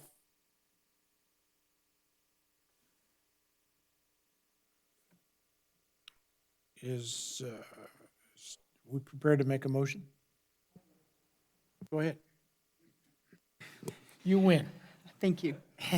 I move to direct the staff to serve the applicant with a show cause order based on the evidence presented at this meeting, including failure to comply with the conditions of the special use permit and creating a public nuisance. Is there a second? I'll second that one too. All right. Any further discussion? All in favor, say aye. Aye. Opposed? Thank you. Lee, as a matter of just information, what's the timing on this? Because, yeah, and I was going to bring that up in reports for not mentioning it before, but we have actually a short turnaround now because of the Thanksgiving holiday. So we're having an early November Planning Commission meeting, so I don't think we're going to be able to make that. So it would be scheduling it for the December Planning Commission meeting. It might be better if there's a chance that we could have some public. We can also take that into consideration if we're going to be able to have public in January. And we'll have to discuss that with them. I would prefer to have public here for this hearing instead of. Yeah, and I think right now the plan is to not have public in our meetings through December. Okay. That's as a general city policy, so I'll keep track of that and we'll schedule accordingly if we can. Maybe our attorney can give us some advice on it too and keep us all out of jail. Okay, staff report. Okay. You have any All other right, yeah, staff if you report? think, well, let me cover what the board discussed in October that were previously before the Planning Commission. They did a mini workshop on Title 18. They had before them 1802 administrative provisions, definitions, and 1804, which is uses. I think just to summarize that, there was support of the direction the Planning Commission was going with expanding some retail and personal service uses into other districts. And I think even looked at some specific uses and went a little bit further into some of the residential office and neighborhood business districts. So we'll be cleaning that up and bringing it back to you, and I'll touch on workshops again and process in a little bit. The other thing they saw on October 15th, they reviewed the hemp ordinance that was recommended to them, and they modified it so that hemp cultivation is not allowed in agriculture or conservation reserve, and it's required to be indoors like marijuana. Okay. And let's see, for upcoming meetings, well, I'll go to the workshop next. You have a workshop on Title 18 next Monday, November 2nd from 3 to 5 p.m. You all have your packets. We're going to be talking about continuing our discussion from last time, and I kept 1805 in there because it ties in with some of the Development Standards Division 1, but we'll talk about Development Standards Division 1. And again, the plug for anybody watching and wants to see the documents, it's carson.org/Title 18. And the documents are there. And then finally, for the November Planning Commission, as I mentioned, is a little bit of a shorter turnaround. It's the 17th, which is a Tuesday. We have a special use permit for expansion of the school district offices on King Street. A special use permit for conditional use in the limited industrial area, 3500 Arrowhead Drive, and the master plan annual report for you in November. That's all I have. Thanks. Okay. Comments? I have a comment. All right. Well, it's with a heavy heart that I announce this will be my last planning commission meeting. I move into Douglas County, so I won't be eligible to serve anymore. It's been a real pleasure. It's been fun and rewarding, and you name it. It's been a good time. I will say, I also second the fact that I think public should be here for the asphalt plant, if possible, or at least it seems like the phones are better, like they changed. There's a beep now they mentioned or something, so maybe they've got that together. But at least get it so like all of those people can be heard, because I'm sure they'll all want to be heard, and they deserve to be in that case. And with that, I'll just say, I hope that you guys keep an open mind and don't be afraid of forward motion. I think that the hemp decision, in my opinion, that what the board did is a good example of not moving forward in the way that we could be.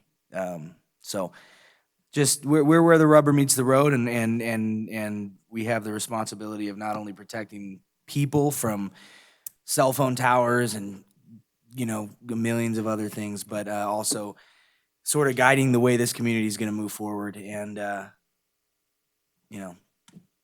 don't be afraid to go against the grain. I don't need to look that direction. I think it's what. Anyways, Well, we certainly appreciate your service, and I know it's a tough road to hoe, and it's been fun. You brought a perspective that I think we've needed, and I appreciate your efforts. Well, thank you. It's been honestly one of my top favorite things I've done in my life. So it means the world to me, and it's the hardest part of moving. The only difficult part of moving is giving this up. I tried to find a place in Carson, and just turned out that it's in Douglas County. So I'll miss you guys, and I'll see you around. Thank you. Commissioner Tingle? Yes, I would like a show of hands from my fellow commissioners. And before I say that, it's been a real pleasure working with you. Yeah, all these as well, Alex. And I am in total agreement with you about your comments as far as the hemp decision. I mean, it's very short-sighted, but not shocking.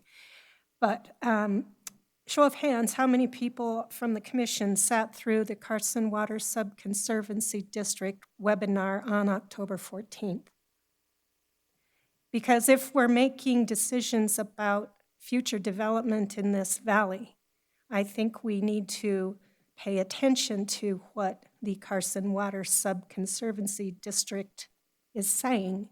And their sessions are available on their website, in their library, and also available on YouTube.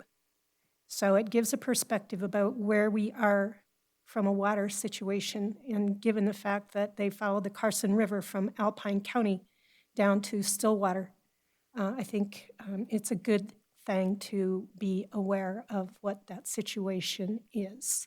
And I did have a friend ask me today, did we know how many wells in Carson City produce potable water at the well site? And I could not get an answer as far as that went. The only thing I could get the answer was it's potable at the consumer location, so meaning I can turn on my tap and it's potable, but not that it's coming out of the well as potable water. So I think before we proceed down any paths, that it would be a good idea for y'all to go out and view those sessions on the Carson Water Subconservancy website or YouTube, either one. Okay, thank you. Anybody else? Mr. Tingle? Oh, that's Commissioner Preston. On the other bookend. Okay, anyway, I wanted to say thank you, Alex. You know, it's been fun, so that's been good. But I also wanted to thank Lee and the Water Department and Public Works for cleaning up that wellhead. It is really nice, so thank you. I'm sure it was just an oversight, but it was awful, and now it is really nice, so thank you very much. Anyone else?